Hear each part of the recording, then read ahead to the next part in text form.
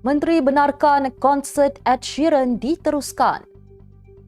Remaja di Belasah terima 12 jahitan setelah dirogol bapa. Lagi kes kanak-kanak maut tertinggal dalam kereta. Bismillahirrahmanirrahim. Assalamualaikum dan salam Malaysia Madani. Bersama saya Mirakilah dalam Netstep 7 terhangat. 7 berita Malaysia paling trending pada hari ini. Jangan lupa untuk subscribe YouTube Netstep TV dan follow Facebook Netstep Malaysia.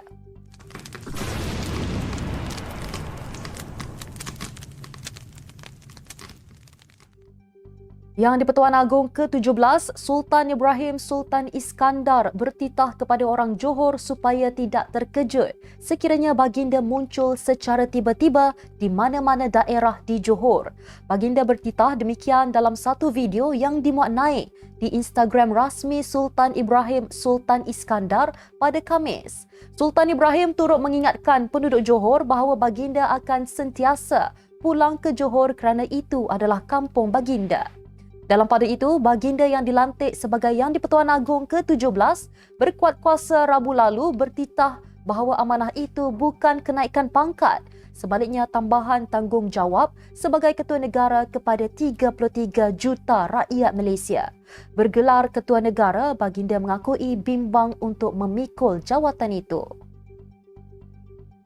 Bekas Menteri Kesihatan Khairi Jamaluddin berkata PAS tidak pernah secara agresif mendesak konsert dibatalkan ketika berada dalam kerajaan.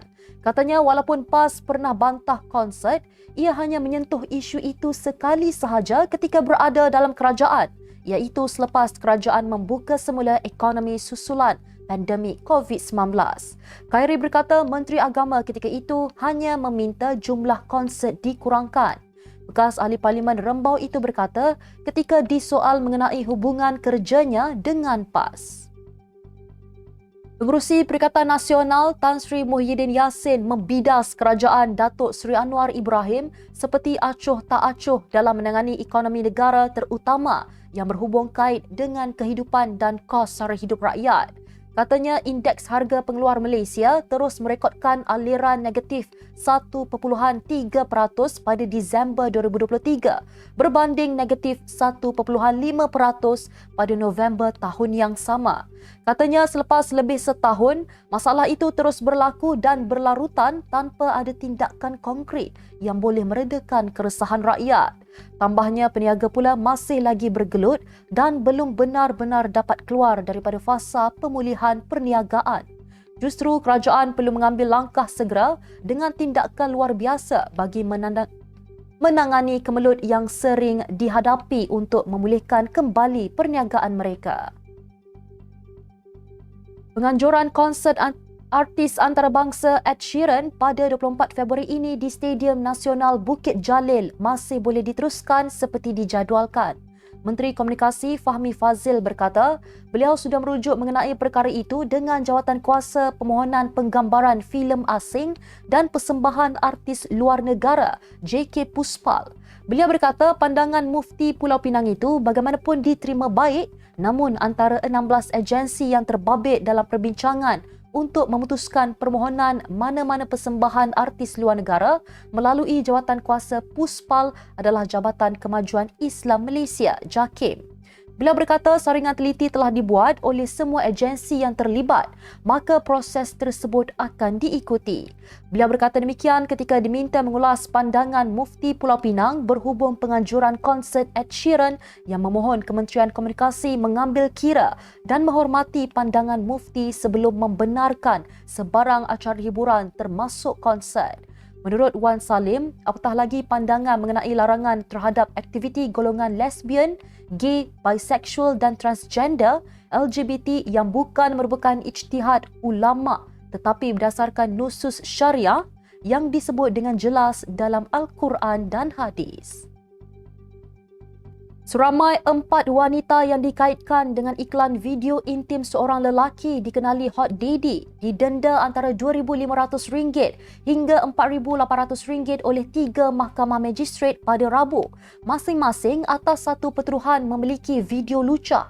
Mereka ialah penganggur Nur Nabilah Ayuni Hanafi 22 tahun dan pemandu pelancong Amira Natasha Muhammad 26 tahun masing-masing didenda RM3,000. Penuntut Universiti Nur Alia Muhammad Rosli 22 tahun serta eksekutif pemasaran Farah Adila Hanum Khairuddin 36 tahun.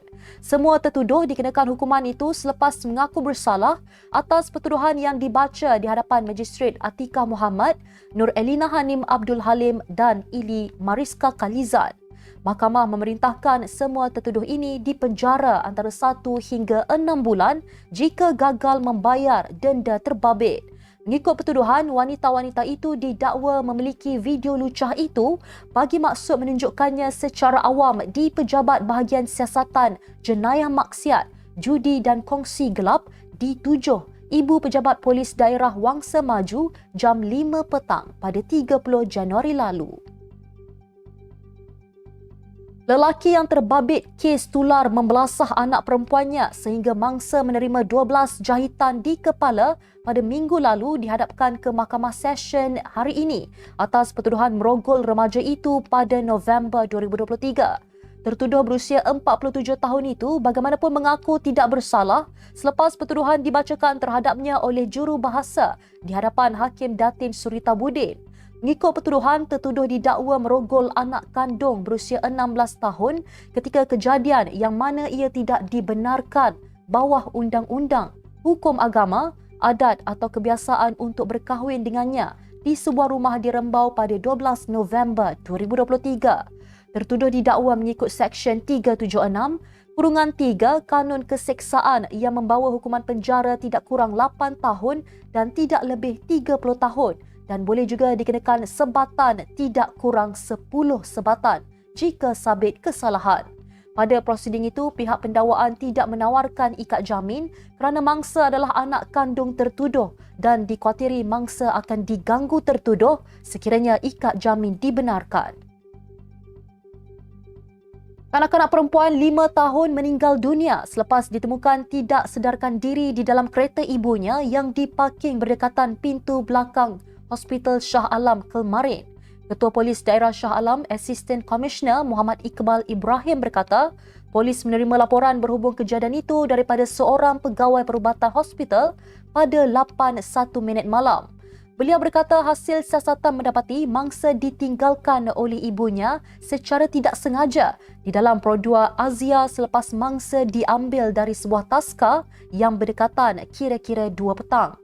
Ibu mangsa berkata semasa ditinggalkan, mangsa dalam keadaan tertidur dan enjin kereta dimatikan. Ibu kanak-kanak yang juga kaki tangan hospital hanya menyedari kejadian terbabit selepas dihubungi suaminya pada 6 petang. Mangsa kemudian dibawa ke Jabatan Kecemasan Hospital Shah Alam dalam keadaan tidak sedarkan diri sebelum disahkan meninggal dunia.